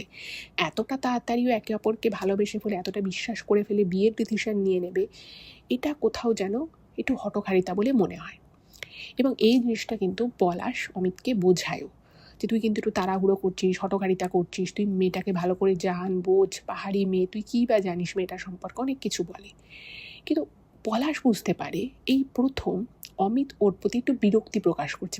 এই কথাগুলো যখন পলাশ অমিতকে বলছে, কোথাও একটা অমিতের মনে হচ্ছে যে দূর, ও আবার এসব কথা বলছে, এবং ওকে বারবার বলছে যে দেখ, তোর তো এখনও জীবনে প্রেম আসেনি, তাই তুই বুঝতে পারছিস না, যখন তুই কাউকে ভালোবেসে ফেলবি না, তাকে তোর থেকে দূরে রাখতে তোর নিজেরই খুব কষ্ট হবে, এরকম করে আর কি বোঝাচ্ছে। এবার এখানে তো আর অমিতের কোনো দোষ নেই, অমিত সত্যিই ছেলেটাকে খুব মেয়েটাকে খুব ভালোবাসতো, এবার এখানে ছেলেটার কোনো দোষ নেই, কিন্তু পলাশের কোথাও না ডাউটস ছিল, এবং ওর এই ডাউটটা যে কতটা সত্যি সেটা এবার আমি যত এরপরে ঘটনাটা বলবো আপনারা বুঝতে পারবেন। তো অমিত ওর বাড়িতে ওর বাবা মাকে আর কি মেয়েটির বিষয়ে বলে যে আমি এরকম একটি মেয়েকে খুব ভালোবাসি, মেয়েটিও আমাকে খুব ভালোবাসে, কিন্তু সমস্যা হলো মেয়েটির বাড়ির লোক মেয়েটির হয়তো বিয়ে দিতে চাইবে না, এবং মেয়েটি যেখানে থাকে সেই জায়গা থেকে মেয়েটাকে খুব তাড়াতাড়ি আমি নিয়ে আসতে চাই বিয়ে করে। এবার অমিতের ফ্যামিলি হচ্ছে উচ্চ মধ্যবিত্ত একটা ফ্যামিলি। স্বাভাবিকভাবেই ওর বাবা মায়ের একমাত্র ছেলে, ওর এক দিদি আছে, দিদির অনেকদিন আগে বিয়ে হয়ে গেছিলো, ফলে বাবা মায়ের ওকে নিয়ে একটা এক্সপেকটেশন ছিল যে ওর বিয়েটা ভালো করে দেবে। তো ওনারা বলছেন যে একটা পাহাড়ি মেয়ে, তুই বলছিস বেশি দূর পড়াশুনো করেনি, তো তোর সাথে কি ওকে মানাবে আদৌ? দেখ, কাউকে হঠাৎ করে দেখে ভালো লাগলো সেটা একরকম, কিন্তু একটা মানুষের সাথে সারা জীবন কাটানো কিন্তু অনেকটা অনেক কঠিন। তো তুই ভালো করে ভেবে দেখ, তুই মেয়েটার সাথে কি সারা জীবন কাটাতে পারবি? তো তখন বলে যে মা, আমি সব দিক ভেবেই বলছি। তো তখন অমিত কী করে, ওর বাবা মাকে মেয়েটির সাথে ফোনে কথা বলায়, এবং মেয়েটি বলছে যে আমি বাংলা ভালো বুঝতে পারি, অল্প অল্প বলতেও পারি, মেয়েটা আর কি খুব ভালো করে কথা বলে ওর বাবা মায়ের সাথে। এবং অমিতের মায়ের কিন্তু এই মেয়েটিকে বিয়ে করা বা কিছু এটা একদমই পছন্দ ছিল না। মেয়েটা ছবি দেখিয়েছে, তো ওর মা বাবা ওকে অনেকবার বোঝায় যে দেখ, মেয়েটা ভালো বুঝতে পারছি, কিন্তু বিয়ে করে একটা মানুষের সাথে সংসার করা এটা কিন্তু খুব কঠিন জিনিস। আর মেয়েটা পাহাড়ে থাকে, তুই বলছিস ওর বাবা মা ওকে হোমস্টেতে ওরকমভাবে রান্নার কাজে রেখেছে, তো তুই বলছিস ওর মেয়েটা নিজেই বলেছে যে ওর বাবা মা ওর বিয়ে দিতে চায় না, তো এইরকম অশান্তি করে কি বিয়েটা করা ঠিক হবে? তখন অমিত একদম নিজের জায়গায় পুরো স্টিক, বলছে না, আমরা একে অপরকে ভালোবাসি এবং ও চায় ওই জায়গা থেকে বেরিয়ে আসতে, এবং আমি যখন ওকে ভালোবাসি, তো আমি চাকরি করছি, কোনো অসুবিধে নেই, তাহলে আমি ওকে কেন বিয়ে করব না? তোর বাবা মা ওকে অনেকটা তারপরেও বোঝায় যে ভেবে দেখ কী করবি। তখন ও বলে যে না, আমি ওকেই বিয়ে করবো, এবং মেয়েটির সাথে ভিডিও কলে ওর বাবা মায়ের কথা হয়। তোর বাবা মা তখন বলে যে তুমি যে ডিসিশনটা নিয়েছো মানে ভেবেচিন্তে নিয়েছো তো? তখন বলছে হ্যাঁ। তখন অমিতের বাবা মা বলে যে আমরা তোমার বাবা মায়ের সাথে কথা বলবো, দরকার হলে আমরা যাব, ওখানে গিয়ে কথা বলবো। তো মেয়েটি বলে যে না, আমি বাড়িতে বলেছি, কিন্তু ওরা একদমই রাজি নয়। ওরা আমাকে দিয়ে এই হোমস্টেতে কাজ করাতে চায়, এবং আমার বাকি দিদিদের বিয়ে হয়ে গেছে, আর আমার ভাইয়েরা তো পড়াশুনো করে, কিন্তু ওরা আমাকে বিয়ে দেবে না। তো স্বাভাবিকভাবেই অমিতের বাবা মা বলছে যে কেন, তোমার বাকি দিদিদের যখন বিয়ে হয়ে গেছে, তোমাকে বিয়ে দিতে ওদের অসুবিধে কোথায়? তখন বলছে যে না, ওরা দেবে না, সেটা আমি জানি। তো তখন অমিতের বাবা মা বলছে যে ঠিক আছে, তুমি যা বললে আমরা সবটাই বুঝলাম, কিন্তু আমাদেরও তো একটা মান সম্মান আছে। আমার ছেলের সাথে তোমার বিয়ে হবে, সবই ঠিক আছে, কিন্তু বাবা মায়ের আশীর্বাদটা তো খুব দরকার। একবার আমরা ওনাদের সাথে কথা বলি, দরকার হলে আমরা গিয়েও কথা বলতে পারি। ওনারা যদি বলেন যে তোমার বিয়ে ওনারা দিতে পারবেন না, ওনাদের যদি কোনো ফিনান্সিয়াল প্রবলেম থাকে, সব আমরা শুনবো, এবং আমরা চেষ্টা করব যাতে দুই বাড়ির সম্মতিতেই বিয়েটা হয়। তো তখন মেয়েটা না খুব অদ্ভুত আচরণ করতে থাকে। মেয়েটা তখন কাঁদতে থাকে, এবং কাঁদতে কাঁদতে বলে যে আপনারা যদি এখন আমার বাবা মায়ের সাথে কথা বলেন, ওরা হয়তো আমাকে আমাদের যে গ্রাম রয়েছে, পাহাড়ি গ্রাম যেখানে আমার দাদু ঠাকুমায়েরা থাকে, সেখানে আমায় পাঠিয়ে দেবে। এবং মেয়েটা খুব কান্নাকাটি করে। তখন অমিত ব্যাপারটা বলে যে ঠিক আছে, তুমি কান্নাকাটি করো না, আমি ব্যাপারটা দেখছি। মেয়েটার বক্তব্য ছিল যে ওর বাবা মা যদি একবার জানতে পারে যে মেয়ে কাউকে ভালোবাসে, এবং সেই ছেলেটিও মেয়েটিকে ভালোবাসে, তাহলে নাকি ওরা এই বিয়েতে রাজি তো হবেই না, উল্টে অনেক বড় সমস্যা হতে পারে, ওকে সরিয়ে দিতে পারে। এবং সেক্ষেত্রে ও বলে, মানে মেয়েটা আর কি অমিতকে বলে যে সেক্ষেত্রে হয়তো তোমার সাথে আমার আর কোনোদিন দেখাই হবে না, ফোনে কথা হওয়া বা বিয়ে করা, একসাথে সংসার করা, এসব তো অনেক দূরের কথা। তখন অমিত ভাবলো যে না, এরকম তো করা যাবে না। তখন অমিতই ওর বাবা মাকে বোঝায় যে দেখো, আমি তোমাদেরকে একটা কথা বলি, তোমরা এটা নিয়ে চিন্তা করো না। ও যখন বলছে, ও তো ওর বাবা মাকে আমাদের থেকে ভালো চেনে, আর মেয়েটা এত ভালো, তো ও নিশ্চয়ই ওর বাবা মায়ের নামে মিথ্যে কথা বা বানিয়ে বানিয়ে কথা বলবে না। তো তখন ভিডিও কলে দেখেছে, তো ওর মা বলে যে আচ্ছা, মেয়েটার বয়স কত? তো বলছে আমি ওকে এটা জিজ্ঞেস করেছিলাম, ও বলেছে যে ওর 2 মাস আগে 18 বছর হয়ে গেছে। তো তখন বলছে তাহলে তোদের প্ল্যানটা কী? বলছে যে আমি ওকে নিয়ে আসবো, ও আমাকে বলেছে যে তুমি আমাকে নিয়ে আসো ওখান থেকে, আর তারপরে এখানে এসে আমরা বিয়ে করব। ও মানে এখানে আসার পরে ওর বাড়িতে ফোন করে পুরো বিষয়টা জানিয়ে দেবে, কিন্তু বিয়ের আগে জানালে সমস্যা হতে পারে। এবার ওর বাবা মা, মানে অমিতের বাবা মা বলে যে দেখ, তুই খুব ভেবে চিন্তে যা করার কর। তুই যে এরকম করে একটা মেয়েকে ওখান থেকে নিয়ে আসবি, সেটা কিন্তু মানে ওর বাবা মায়ের ভালো নাও লাগতে পারে। এবং তুই যদি ওখানে যাওয়ার সাথে সাথেই ওর বাবা মা যদি তোকে জিজ্ঞেস করে যে তুমি এখানে কেন এসেছো, তখন তুই কি বলবি? তো তখন অমিত ব্যাপারগুলো ভাবে। তো ও যখন আবার মেয়েটাকে কথাগুলো বলে, বলছে না না, তুমি একদম চিন্তা করো না। তো আমার বাবা মা এখানে তো হোমস্টে নিয়ে বিজি থাকে, আর আমাদের যেহেতু আরও কাজ হচ্ছে, তো সেই কাজগুলো দেখতে হয়। বললাম যে আরও রুম তৈরি হচ্ছে। তো বলে যে তুমি এখানে আসবে, এবং ওকে মানে মেয়েটা আবার ওকে বলেছে যে তুমি কি সুন্দর বাইক নিয়ে এসেছিলে, তুমি আর তোমার বন্ধু, তা আমার খুব ইচ্ছে তুমি আমাকে এই পাহাড় থেকে তোমার বাইকে করে আমাকে নিয়ে যাবে কলকাতায়। তো তখন ও বলছে যে এতটা দূর আবার আমি বাইক নিয়ে যাব? বলছে হ্যাঁ, এটা আমার ইচ্ছে। তখন ও বলেছে ঠিক আছে, আমি তাহলে বাইক নিয়েই যাব, কোনো ব্যাপার না। তো এই সমস্ত প্ল্যান হয়েছে।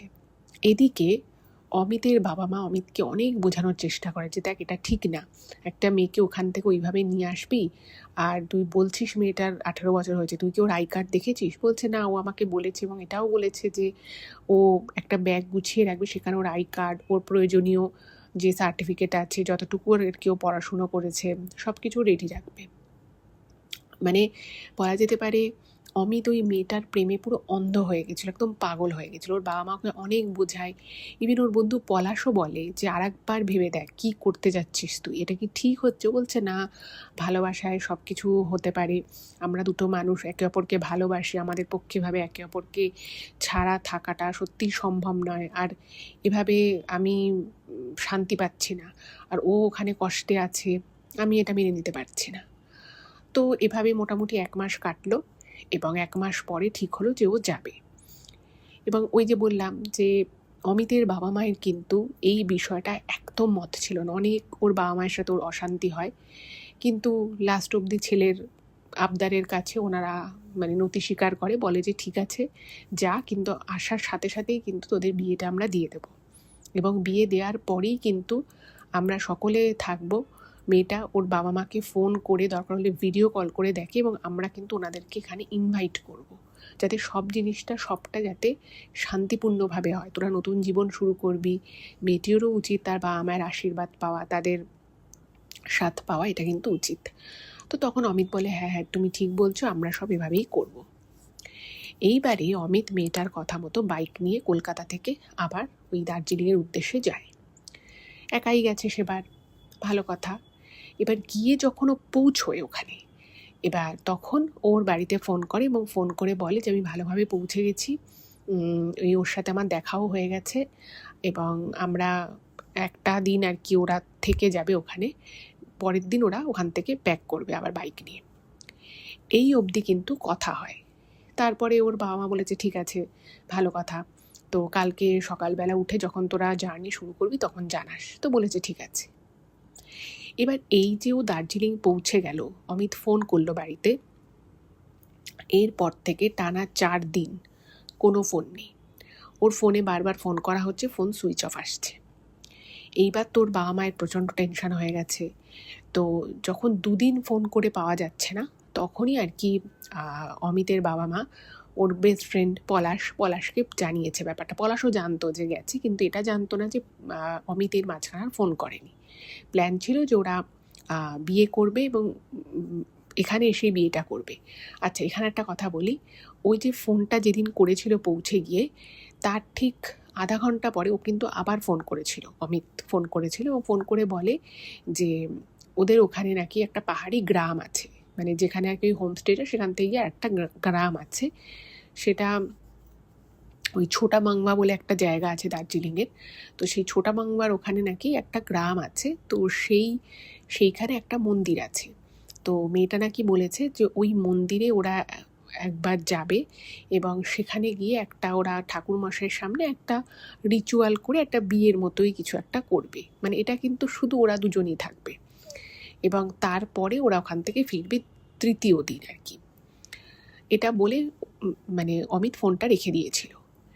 এবার তারপর থেকে ওই যে গিয়ে ফোন করলা, তার আধা ঘন্টা পরে আবার ফোন করলো, এরপর থেকে মানে অমিতের সাথে আর যোগাযোগ করা যাচ্ছে না। 2 দিন হয়ে গেছে এবং অমিতও আর কল করেনি। তো পলাশকে জানিয়েছে, তো পলাশ বলছে না এরকম হওয়ার কথা তো নয়। তো পলাশ হোমস্টেতে ফোন করেছে, ওর কাছে নাম্বার ছিল যেহেতু ওরা ওখানে ছিল। তো হোমস্টেতে ফোন করেছে, তো হোমস্টেতে ফোন করার পরে দেখছে যে ফোনটা লাগছে না, কোনো কারণে ফোনটা লাগছে না। তো তখন ওর বাবা মায়ের তো আরও চিন্তা হয়ে গেল কী ব্যাপার হয়েছে। তো ওরা ভাবলো যে ঠিক আছে হয়তো ওরা বিয়ে করেছে, বিয়ে করে হয়তো বাইক নিয়ে কোথাও ঘুরছে ঠুরছে। তো ওরা ভাবলো যে ঠিক আছে আমরা আরও একটা দিন দেখি। তো পরের দিনটাও ওরা ওয়েট করলো, অমিতের বাবা মা, যে ছেলে ফোন করে কি করে না, কিন্তু কোনো কল আসছে না। তো অমিতের মা বাবা তখন প্রচণ্ড টেনশনে পড়ে যায়। তখন পলাশকে বলে যে কিছু একটা করতে হবে। তো তখন কি করবে, তো ওরা পরের দিনই ফ্লাইটে করে এখান থেকে কলকাতা থেকে আর কি শিলিগুড়ি চলে যায়। পলাশ আর অমিতের বাবা, ওর মা আর যায়নি, এরা দুজন চলে যায়। এবং যাতে সময় মানে ওনারা বুঝতে পারছিল যে কিছু তো একটা ব্যাপার আছে, ছেলে এত তাড়াহুড়ো করলো, একদম বিয়ে করবেই, মেয়েটাকে নিয়ে আসবেই, কোনো ঝামেলা হলো কিনা, কোনো অশান্তি হলো কিনা, এবং হোমস্টেতে কল করে কল যাচ্ছে না। তো ওরা ওখানে যায় এবং ওরা ওই শিলিগুড়িতে নামার পরে বাগডোগরায় আর কি নামেন, সেখান থেকে গাড়ি নিয়ে ওরা সোজা ওখানে যায়। এবার ওই যে আপনাদেরকে বললাম ওখানে যে মানে একটা জায়গায় নামতে হয়, সেখান থেকে আবার ট্রেক করে উঠতে হয় কিছুটা, প্রায় ধরুন 7-8 মিনিট আর কি খাড়াই পেরিয়ে ওই হোমস্টেটা। তো ওই হোমস্টেতে পৌঁছয় এবং পৌঁছানোর পরে ওখানে গিয়ে দেখছে যে হোমস্টেতে কাজ হচ্ছে, এবং যে সামনে যেখানটা ওই কিচেন ছিল, যেখানটা ওই একটা লন মতো ছিল, সেটা বন্ধ। এবার তোর বাবা মানে অবাক হয়ে গেছে, পলাশুরও অবাক লাগছে যে হোমস্টেতে কেউ নেই কেন, আর শুধু পিছনের দিকটায় কিছু শ্রমিক কাজ করছে। তো পলাশকে জিজ্ঞেস করছে যে মালিক কোথায়, মালিকের যে ফ্যামিলি এখানে থাকে সে মালিক কোথায়। তো তখন বলছে যে মালিক এখানে থাকে বলে তো জানি না, একজন ম্যানেজার মতো থাকতো, কিন্তু সে তো এখন নেই। আমাদেরকে যে কাজটা দিয়েছে, মানে এটা আর কি একজন আর কি পুরো জিনিসটা বানানোর দায়িত্ব নিয়েছে, ওদের আর কি সুপারভাইজার, বলছে যে সেই আছে, আর কেউ নেই। তো বললো যে ঠিক আছে, তাহলে সেই সুপারভাইজার কোথায় আছে? তো সে আবার লাঞ্চ করতে গেছিলো, তো সে এসছে, সে একটা অন্য লোক, সম্পূর্ণ একটা অন্য পাহাড়ি লোক। তো তাকে বলছে যে এখানে যে মালিক থাকতো, মালিকের বউ মেয়ে থাকতো, এরা কোথায়, আর এখানে কি রুমগুলো কি এখন বন্ধ আছে? তখন বলছে যে এটা তো মোটামুটি দিন 15 হয়েছে বন্ধ আছে, কারণ এই ভিতরটায় নাকি আগুন লেগে গেছিলো, কিচেনে নাকি আগুন লেগে গেছিলো। আর বলছে এখানে মালিক তো থাকতো না, একজন ম্যানেজার ছিল, তো আগুন লাগার পরে ওকে নাকি মানে বার করে দেয়া হয়, ওই ম্যানেজারেরই নাকি গাফিলতিতে আগুনটা লেগেছিল। তো তার ফ্যামিলি এখানে থাকতো, কিন্তু সে নাকি নেপালের, অ্যাকচুয়ালি বলছে ও নেপাল চলে গেছে। এবার এই কথাগুলো যখন ওই সুপারভাইজার বলে, তখন ওদের মাথা ঘুরে গেছে, যে লোকটা বলেছিল লোকটাই নাকি মালিক, ওর সাথে নাকি একটা বন্ধু, লোকটার আর এক বন্ধু, দুজনে মিলে নাকি পার্টনারশিপে এখানে নাকি হোমস্টে বানিয়েছে। অথচ শুনলো যে দিন 15 আগে ওকে বার করে দেওয়া হয়েছে, তার কারণ হচ্ছে এখানে নাকি আগুন লেগেছিল।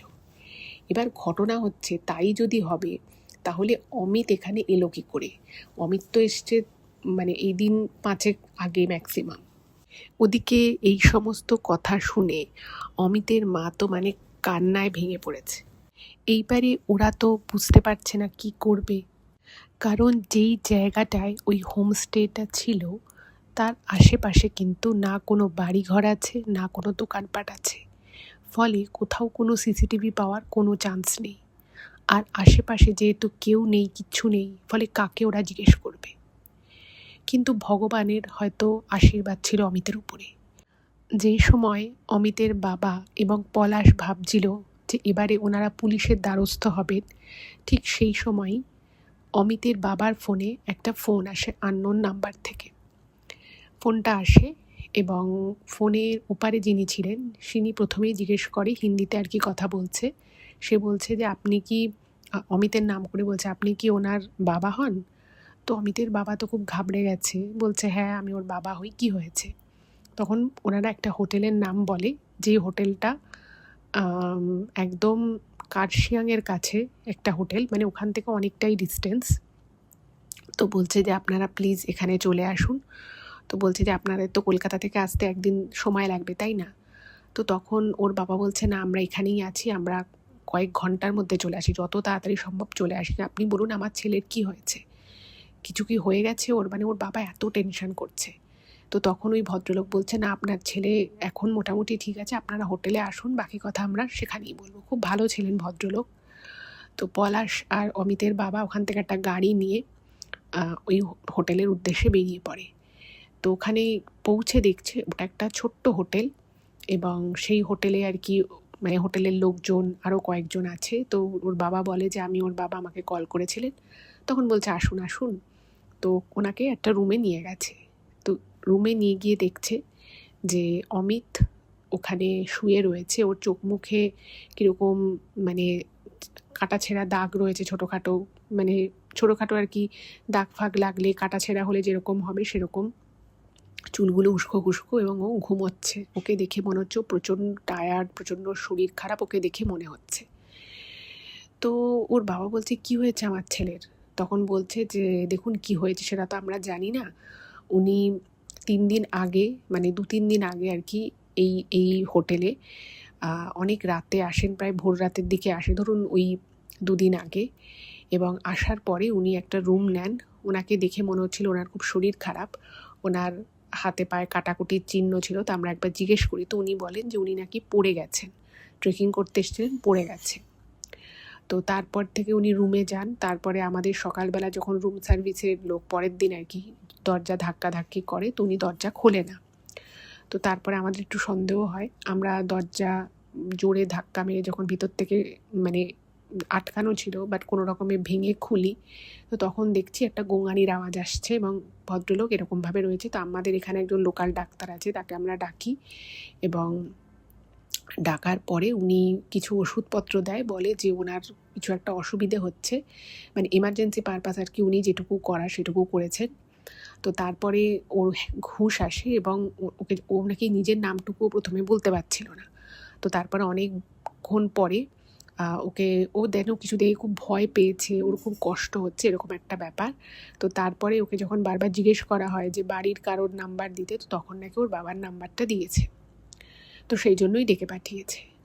তো অমিতের অবস্থা দেখে না, মানে ওরকম একটা লম্বা চওড়া ছেলে, তার চোখে মুখে মনে হচ্ছে যেন ক্লান্তির ছাপ স্পষ্ট, এবং সত্যিকারেরই পড়ে ঠরে গেলে যেভাবে মানুষের হাঁচড় পাঁচড় লেগে যায়, মানে একটা পাহাড়ে পাথুরে জায়গায় পড়ে গেলে কেটে ছড়ে যাবে, সেরকম ওর হাতে মুখে কাটা ছড়ার দাগ, এবং ও খুব ভয়ে আছে। তো ওর বাবার গলার আওয়াজ, পলাশের গলার আওয়াজ শুনেও জেগে যায়, এবং জেগে গিয়ে না ও প্রচণ্ড ভয় পেয়ে যায়, এবং ভয় পেয়ে গিয়ে আবার নিজেকে কিছুটা সামলে নেয়, সামলে নিয়ে মানে ওর বাবাকে বলছে, বাবা তুমি এসেছো, তুইও এসছিস পলাশ, আমি এখান থেকে চলে যাব, আমাকে বাড়ি যেতে হবে, আমাকে বাড়ি নিয়ে যাও। তো ওরা জিজ্ঞেস করছে তোর সাথে কি হয়েছে, তুই তো এখানে বিয়ে করবি বলে ওই মেয়েটাকে নিয়ে যাবি বলে এসেছিলি, কি হলো, আর ওই জায়গাটা তো বন্ধ ছিল, আমরা তো ওখানে গেলাম। তখন না ও মানে মাথা নাড়াচ্ছে, মানে ও বিষয়ে কথা বলতে চাইছে না, কিরকম একটা ভয় পাচ্ছে, একটা অদ্ভুত টাইপের ওর মধ্যে একটা ব্যাপার চলছে। তো তখন অমিতের বাবা পলাশকে বলে যে ছেড়ে দে, ওসব বাড়িতে গিয়ে কথা বলা যাবে, ওকে এখান থেকে নিয়ে যাওয়ার ব্যবস্থা করতে হবে। তো তখন দেখছে যে ওর যা অবস্থা, তখন ওকে বললো যে আর একবার একটা ডাক্তার দেখিয়ে নিতে। তো ওখানে ওরা ওই দিনটা থেকে যায়, বিকেলবেলা ডাক্তার দেখায় আবার ওকে। তো ডাক্তার বলে যে হ্যাঁ ঠিক আছে, উনি ট্রাভেল করতে পারবে, কিন্তু ওনার মনে হচ্ছে কোনো ট্রমা রয়েছে, আর তার সাথে কিছু কিছু জায়গায় হাত পায়ে এমন কেটেছে, পায়ে ছোটো ছোটো কাটা, কিন্তু সেগুলো ইনফেকশন হয়ে গেছে। তো সেজন্য ইঞ্জেকশন দিল ডাক্তার। এবার পরের দিনের সকালের ফ্লাইটে ওরা আর কি বাগডোগরা থেকে কলকাতায় আসে, এবং কলকাতা আসার পরেই ও যখন বাড়িতে আসে, ওর মনে হলো যেন বাড়িতে ঢুকে মানে শান্তি পেল। তো ও না মানে দুটো তিনটে দিনও কারোর সাথে বাড়িতে কথা বলেনি, খুব ভয়ে ভয়ে ছিল, বিশেষ কিছু খেতেও পারেনি। ওকে আবার কলকাতায় ডাক্তার দেখানো হয়, ওর ওই যেসব জায়গাগুলো ইনফেকশন হয়ে গেছিলো, কাটা জায়গাগুলো, সেগুলোর ট্রিটমেন্ট হয়, সব কিছু হয়। তো এরপরে যখন ও একটু ঠিক হয়েছে, ওকে যখন জিজ্ঞেস করছে যে কী রে, কী ব্যাপার, মেয়েটার সাথে তোর দেখা হয়েছিল, কথা হয়েছিল, তো তখন ও না বিশেষ কিছু বলতে পারে না, ও শুধু বলে যে আমার সাথে ভয়ঙ্কর একটা ঘটনা ঘটেছে। তো কি হয়েছে, তো ও প্রথম কদিন তো বলতে পারেনি, পরে আস্তে আস্তে যখন ও একটু একটু ঠিক হয়, তখনও যেটা জানায় যে ও যায়, এবং ও যখন ওখানে পৌঁছোয়, মেয়েটা ওকে বলে যে তুমি ওই হোমস্টেতে এসো না, তুমি একটা অন্য জায়গায় এসো, তোকে একটা অন্য জায়গায় ডেকে পাঠায়। এবং তারপরে মেয়েটা একাই ছিল, মেয়েটা নাকি এই অমিতকে নিয়ে ওখানে একটা গাড়িও আগে থেকেই বলে রেখেছিল, সেই গাড়ি করে ওরা একটা রিমোট গ্রামে যায়, সেই গ্রামটার নাম কেউ জানে না, এবং সেখানে গিয়ে ওকে একটা বাড়িতে নিয়ে যায়, এবং নিয়ে গিয়ে ওকে একটা কিছু খেতে দেয়, খেতে দেওয়ার পরে ওকে বলে যে এখানে আমাদের বিয়ে হবে। তো দেখছি সেখানে বিয়ের কোনো জিনিসপত্র নেই, একটা যজ্ঞ হচ্ছে, একটা অদ্ভুত টাইপের কালো ড্রেস পরা একটা লোক বসে রয়েছে, তার মানে গায়ে অনেক রকমের বিভিন্ন জিনিসের মালা জড়ানো, এবং ওকে ওখানে বসায়। তো আমি তো কিছু বুঝতে পারিনি, ভেবেছে পাহাড়ি বিয়ে হয়তো এরকম করেই হয়। এবং তারপরে নাকি ওর চুলের মুঠি ধরে ওর মুখটা নাকি ওই যে আগুনের যে ওই যেখানটা যজ্ঞ হচ্ছিল সেখানটা নাকি ওর মুখটা চেপে ধরে, এবং অত তাঁত লেগেছে তো ও শট করে মুখটা সরিয়ে নিয়েছে, এবং তারপরে নাকি ওই লোকটা ওকে মারধর করতে থাকে, এবং সেটা দেখে নাকি মেয়েটা রীতিমতো হাসে। এবং ও যখন চিৎকার করে অমিত মেয়েটাকে বলছে যে কী করছো তুমি এটা আমার সাথে, এটা কী ধরনের রিচুয়াল, আমি কিছু বুঝতে পারছি না, এখান থেকে আমরা চলে যাই, তখন নাকি মেয়েটা কোনো কথা বলেনি এবং ওখান থেকে হেসে বেরিয়ে যায়। এরপরে ওকে ওখানে একদিন আটকে রাখে ওই ঘরটায়, এবং ওই ঘরটার মধ্যে নাকি ও ছাড়া কেউ ছিল না, কিন্তু ঘরের মধ্য থেকে কন্টিনিউয়াস একটা বেড়ালের আওয়াজ, একটা কুকুরের ডাকার আওয়াজ, ইভেন কোনো মানুষ, দু তিনটে মানুষ কথা বলছে সেই আওয়াজও শুনতে পায়, কিন্তু ওই ঘরটায় কেউ ছিল না। ওকে দুবেলা এসে ওই মেয়েটা খাবার দিয়ে যেত, এবং মানে মেয়েটার মুখ চোখও নাকি পুরো চেঞ্জ হয়ে গেছিলো, মানে ও যে মেয়েটাকে দেখে ভালোবেসেছিল, যে মেয়েটার প্রেমে পড়েছিল, সেই মেয়েটার রূপ সৌন্দর্য সব চেঞ্জ হয়ে গেছে, এবং ওরা সব মিথ্যে বলেছিল। এবং ওইখানে ওর এত ভয় লাগছিল, ও বারবার চিৎকার করে করে বলে যে আমাকে এখান থেকে যেতে দাও, তোমার আমার থেকে যা নেওয়া নিয়ে না, আমাকে এই ঘর থেকে বেরোতে দাও। তো ও পরিষ্কার বুঝতে পারছিল যে ওর পাশে এসে কেউ বসলো, দুটো তিনটে মানুষ কথা বলছে, কিন্তু ও কাউকে দেখতে পাচ্ছিল না। এরপরে আর একটা লোক আসে এবং সে এসে ওকে বলে যে একটা যজ্ঞে বসতে, এবং সেখানে নাকি কিছু মানে বেড়ালের মাথা, তারপরে বিভিন্ন ধরনের উদ্ভট টাইপের জিনিস ছিল, কাক, এরকম বিভিন্ন পাখি সব সামনে সাজিয়ে রাখা ছিল, এবং ওকে একটা কালো রঙের বস্ত্র পরতে দেয় এবং ওর জামা কাপড় মানে ওখান থেকেই আর কি খুলে নেয়।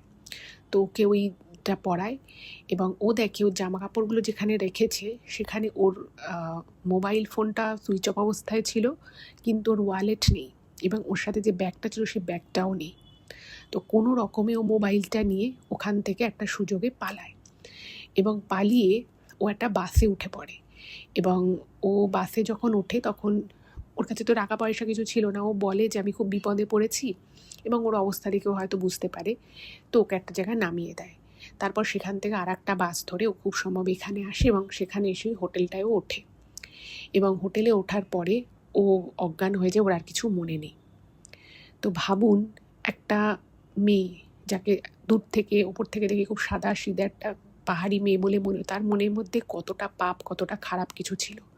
হয়তো ওর কোনো বড় ক্ষতিও হয়ে যেতে পারত, এবং ও একটা সময় ভেবে নিয়েছিল যে ও হয়তো আর কোনোদিনই ওর নিজের জায়গায় ফিরতে পারবে না। যে মেয়েটার সৌন্দর্য রূপ, যার স্বাভাবিক সুন্দর সাবলীল শান্তশিষ্ট ভাব দেখে ভালোবেসেছিল, সেই মেয়েটাই আসলে ছিল সম্পূর্ণ মানে ভণ্ড। সে অ্যাকচুয়ালি ওর সাথে কী করতে চেয়েছিল সেটা আজও জানে না। এরপরে ওকে অনেক মানসিক একটা ট্রমার মধ্য দিয়ে যেতে হয়। ওকে চাকরি ছাড়তে হয়েছিল ওর মেন্টাল স্ট্রেসের জন্য। বহুদিন মানে প্রায় 6 মাস টাক ও জবলেস ছিল। তারপরে আবারও নতুন করে কেরিয়ার শুরু করে, এবং খুব সম্প্রতি ওর একটি মেয়ের সাথে বিয়ে হয়েছে, এখনও খুব ভালো আছে। কিন্তু ওই ট্রমা ওর মানে টানা 2 বছর ও কিন্তু ওই ট্রমার মধ্যে ছিল, ইভেন ওকে চাকরি পর্যন্ত ছাড়তে হয়েছিল।